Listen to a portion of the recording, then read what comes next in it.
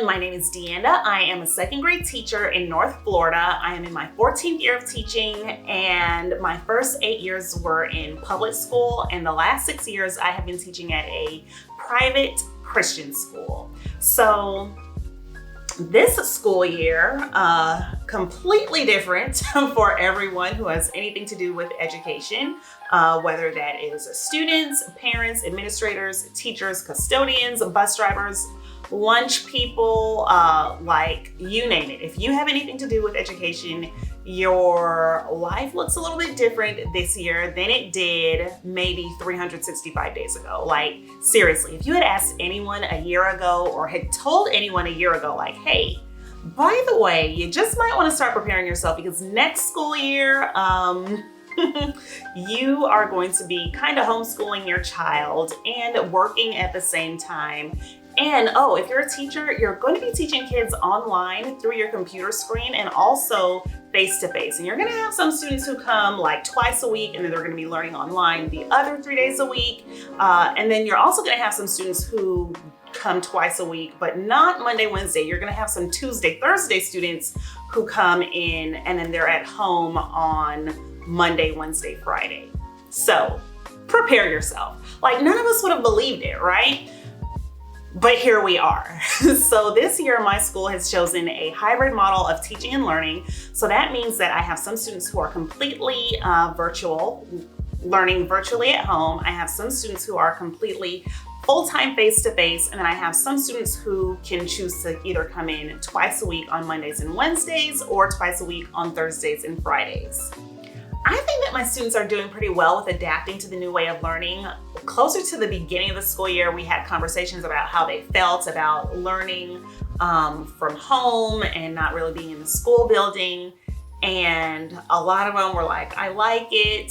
Some of them were saying like, I miss coming to school. I want to come back to school.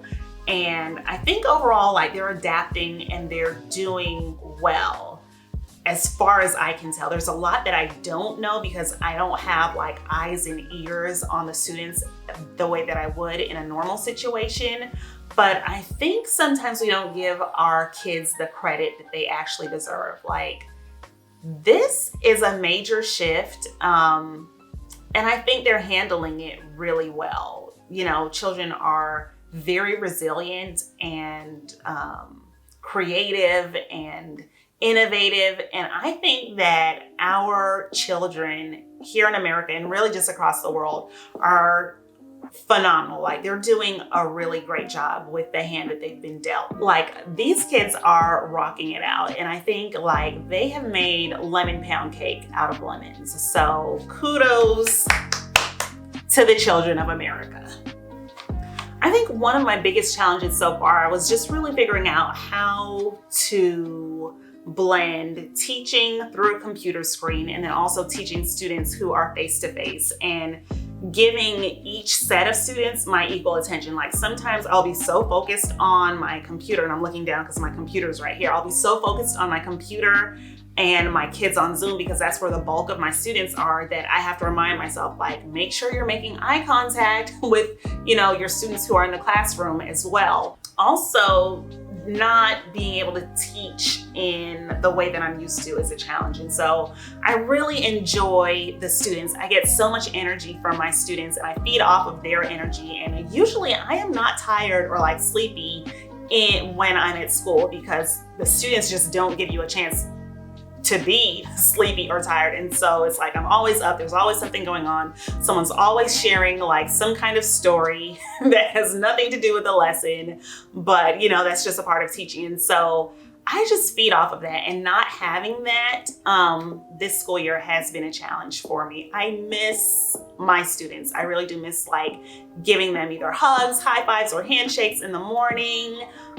You know, I get to say good morning to everyone on Zoom, but it's just not the same. It's just not the same. So I would say that learning objectives are not really changing with the hybrid model of teaching, and that's because the objectives are based on the standards. The standards haven't changed.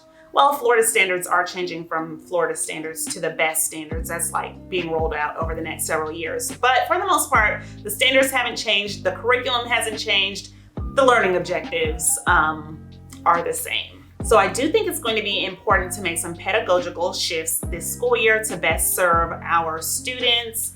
And one of the main shifts that I think is we have to see parents not just as parents, but as partners in teaching or as partners in education. Because to be honest, most of the students, or many of our students, most of my students in particular, are all learning from home. And so it's like the parents are the eyes and the ears. They know really what's going on with their students, with their children, more so than I do, even though I'm the teacher. And so the partnership and the communication between home and school has to be stronger now than it ever has been before. And we really have to see parents as our allies and our partners to make sure that our students are getting what they need.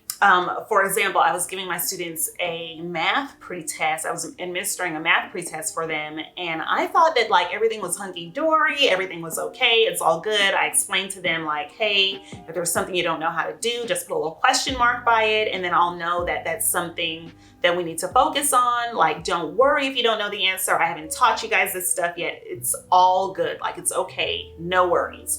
So, I'm thinking my students are okay, but I had a parent who let me know, like, my child was nearly in tears and it was really hard. And I tried to explain, don't worry about it. But I would have never known, because just from what I could see on Zoom, like everything seemed to be okay. So we really, really have to partner with parents this year. We have to give a ton of grace. And we just really have to be understanding of the situations that parents are in. It is not easy to work from home and also be like a teaching assistant and make sure the kids are able to log on to these different websites when it's time to log on, and keeping up with the packets and turning in, schoolwork. I get it. I am a teacher, but I'm also a parent too. And so I'm able to have empathy for parents and just really understand, what they're going through. It's not easy for the teachers. It's not easy for parents. It's not easy for students. So we all have to be able to show and give grace to one another. And then something else that I think is an important shift that we have to make in education as a whole is shifting towards providing equitable education for all students.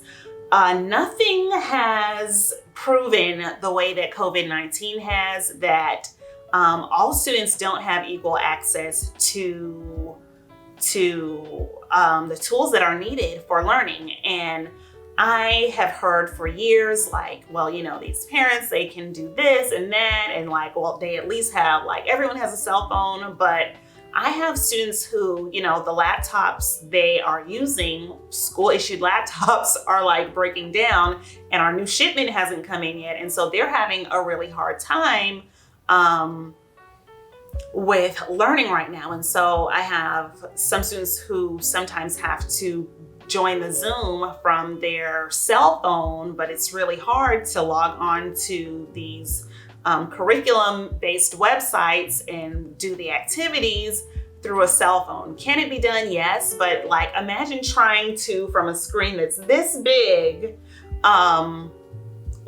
do assignments. It's just not ideal. And I think we really have to shift and make a priority in education of making sure that students have the access and that the learning experiences are equitable for everyone, which we have known for a long time as teachers that that has not been the case. And so I think that's a major shift that we have to make in order to serve the needs of all students this year.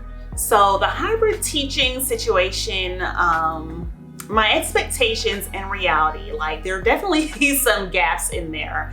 I thought that it was going to be a lot harder to maintain safety, to follow the safety protocols this year, but I think that my school actually is doing a pretty good job of that. So that's one area where I'm glad that my reality has exceeded what I was expecting. And I will say though that I did not have a whole bunch of expectations going into this year because so much was unknown. I literally did not even know what to expect. Like I said before, we did not really know what the learning modalities were going to be like until maybe a week or two before the school year started or before pre-planning. And I just really took all expectations for the most part off the table, because with so much being unknown, I was stressing myself out. And I was like, you know what? I just have to stop thinking about what is the school year going to look like, because we're not getting a whole lot of answers. And I know that's not just my school, like across the board, teachers were just like, look, we don't know what's going on. And so for my own sanity and mental health, like I just kind of took all expectations off the table, and I was like, you know what? It is what it is. And I think we're just gonna have to figure this thing out as we go along. And so, yeah, didn't have a whole lot of expectations. But I will say that overall, the school year is going better than maybe what I anticipated it would go. My parents have been absolutely amazing, very supportive. You know, they ask me questions, we stay in communication with one another, and overall, I think the school year is going well.